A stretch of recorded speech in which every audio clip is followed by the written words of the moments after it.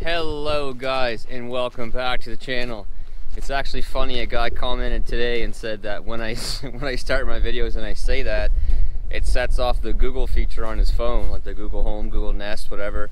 It starts like listening for what he wants it to do, which is pretty funny. Anyway, today's video is in response to a request from a subscriber, and he wanted to see, you know, hey, how do you manually lock the hubs on a Ford Superduty? And it's good to know that, because you could be in a situation where you're, okay, first off, automatic locking hubs is what the Superduties run. It's vacuum actuated. So there's an actuator inside there. Basically, you think about it as there's two cogs spinning, and the vacuum is what pulls those together and locks the four-wheel drive in place. And if something happens to that actuator or the vacuum line, then it's not going to lock together and you have two-wheel drive. So I'll give you a perfect example of what can happen. In my 09 350, my old V10 that I had, I was plowing snow, and it was like day 3 of a massive snowstorm. And I was doing this guy's driveway, and all of a sudden I had two-wheel drive. Four-wheel drive would not go in place. And I could hear, you know, and then bang, and then it would lock in, and then I'd have four-wheel drive. And I'd lose it again, and then bang, and it would lock in, and I had four-wheel drive. So if you don't know how to manually lock your hubs, now you're in a bad situation. You're in a bad situation. So your vacuum line either let go, or the actuator let go. Something in your system has decided to stop working. But you have the option to go out and manually lock your hubs. And now you might ask, well, can I manually lock my hubs and still go in two-wheel drive? Yes, you can. The only thing is, you're going to burn through more fuel, and your turning radius is going to be a little bit wider than what it would be if they were in automatic. So yes, they are locked, but you can still run it in two-wheel drive. It doesn't hurt anything. If you do put it in four-wheel drive, manually lock your hubs, and you're in dry asphalt making tight turns, then you can do some damage to, you know, your differential, your axle, all that sort of stuff. So, but let's say, you know, you're doing some hardcore off-roading and you wanted to like manually lock your hubs. Even though they're automatic, you can manually lock them. You can drive in two-wheel drive down the highway, pull off the highway, lock it in four-wheel drive, and then a few minutes later get back on the highway, take it out of four-wheel drive, put it in two-wheel drive, drive down the road, and then do it again. You can do that. You can do that all you want. So like when I had that issue with my 09, I actually didn't get it fixed for about a month. And you know, flipping in and out of two-wheel drive, four-wheel drive, no issues whatsoever. So I'll show you how to do it. In the newer ones, it actually shows, you know, lock and auto, I believe. I'm going to show you. In the older Superduties, sometimes there's nothing. There's nothing there. There's just, it's just two little notches. So I'll show you, if that is what you have, I'll show you that so you know clockwise or counterclockwise if it's in a lock position or not. And I don't have my 09 in front of me right now, so I'm not quite sure, but I honestly believe that my 09 didn't say lock and auto. I think it actually said auto and manual, but I'm not sure. But here's what the new ones are. This is, you know, every truck I've had other than that one had this. So you can see lock and auto. And your auto is counterclockwise, your lock is clockwise. So if you don't have, you have like an older, you know, like an 02, 01, 04, 05, 06. If you have an older Power Stroke, you're probably not going to have lock and auto. You're just going to have these two little ticks here. So there, now she's locked. That hub is locked in four-wheel drive. Not four-wheel drive, but the hub is locked. So the vacuum actuator is not needed at this point. So in the old trucks, in all these trucks, clockwise is lock, and then counterclockwise is auto.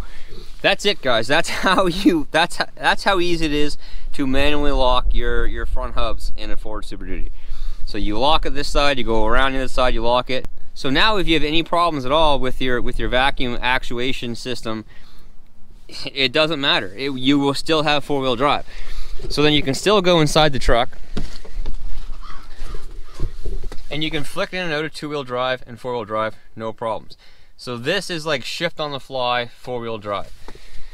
And my 19 is the same. So let's talk about some differences between, you know, transfer case, locking rear diffs, locking rear diff, locking center diff.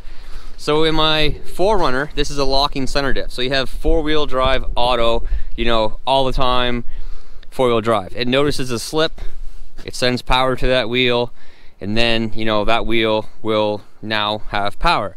Or you could actually go inside and you can lock it in full-time 4-wheel drive. So this has a locking center diff. So now we'll go down to the FJ and I'll show you an actual transfer case. So a lot of older vehicles, even some newer vehicles. So like that's the 4Runner Limited, so that has a locking center diff. The, you know, SR5s, the TRD Off-Road and the TRD Pro, those have actual transfer cases. Okay, so in the FJ, you'll see the actual transfer case stick. So this is an actual transfer case. So with like my Super Duty, I can be driving down the road, you know, 50 miles per hour probably be my max that I would do it. And I can actually flip it from 2-wheel to 4-wheel. Like if you're driving along and the roads are fine, all of a sudden the roads are bad, you can flip it to 4-wheel drive, let off the gas, of course, and no problems. With this, with an actual transfer case, I would not do that. I would pull over and then put it in 4-wheel drive. Okay guys, so now we are down here with my 550, and this is another example of an actual manual transfer case. So you can see the actual shifter on the floor. So again, that is the same situation as the FJ. I would pull over and then lock this thing in 4-wheel drive. That's what I do. Some guys don't. Some guys will drive along, slow down a bit, and then slam it in 4-wheel drive. You can do that. You probably won't do damage, but I like playing on the side of caution. Now, my 19 is exactly the same as the 2020. It has the shift on has the little knob on the dash there. So you can drive it along, let off the gas, shift in 4-wheel drive, no problems whatsoever. So today, guys, what I did is I had this area, this was all covered in snow. I pulled all the vehicles out, put all the trailers out, and I plowed this off. We were supposed to get a ton of rain today, and look at it. It is absolutely beautiful. It's like 8 degrees Celsius here today. The snow is melting like crazy. You would not believe that we had like 20 inches of snow the other day. But anyway guys, so that's how you manually lock your hubs, and that's some differences between, you know, different 4-wheel drive systems. So that was, like I said, that question was asked to me by a subscriber, you know, how do you do this? I also had a guy comment, you know, hey, can you make a video on how to hook up to a trailer and to adjust your, you know, your brakes to the proper gain? So I will do a video on that.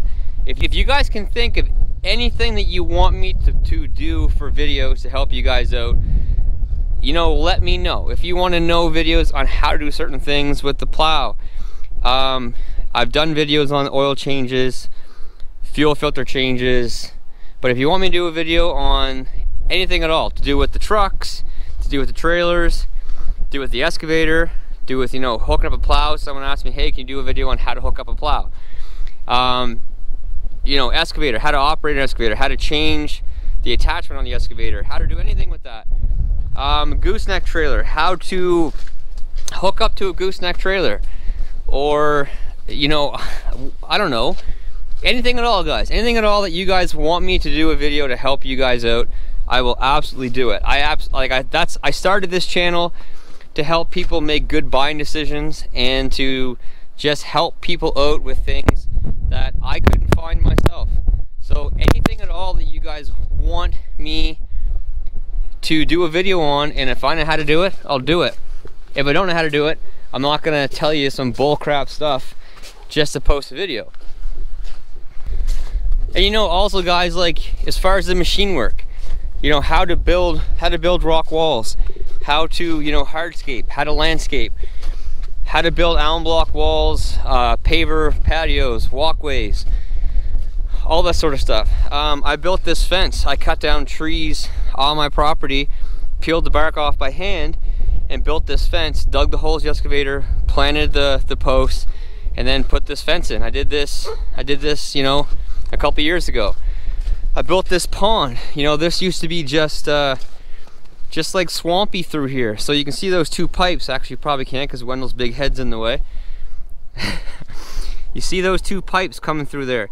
So there's two pipes that run all the way over to the other side, and I dug like a 20-foot hole and filled it full of rock and boulders, because the water comes through from the swamp area over there, filters through those rocks. When it filters through those rocks, comes through the pipe, and then bang, here's my pond. I also put a liner in there. I clean this thing out every year. I don't know, anything guys, honestly, let me know. All right guys, well that's it. As always, thanks for watching. Stay tuned for lots more videos coming. You guys know with 2020, I don't got to keep reminding you on that. Let me know what you want to see for videos. Do you want to see videos on the FJ? Do you want to see videos on the 4Runner? What do you want to see? Just let me know, and if I have time, I'll make videos for you. So that's it for now, fellas. As always, take care, stay safe, and we'll see you next time. Bye.